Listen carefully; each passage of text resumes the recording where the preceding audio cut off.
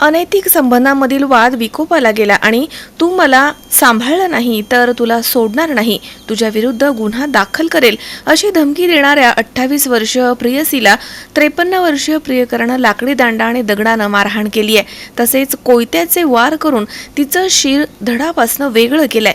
ही घटना राहुरी तालुक्यातील वांबोरी परिसरामध्ये 19 फेब्रुवारी रोजी रात्रीच्या सुमारास घडली आहे. या घटनेमधील मयत सोनाली राजू जाधव हिचे सखाराम धोंडीबा वालकोळी यांच्याशी अनैतिक संबंध होते.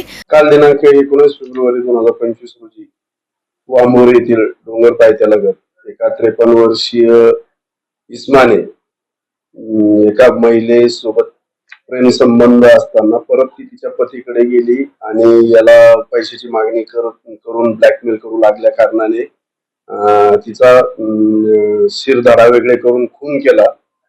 सदर गुन्ह्यामध्ये आरोपीला अटक केलेली असून पुढील तपास सुरू आहे.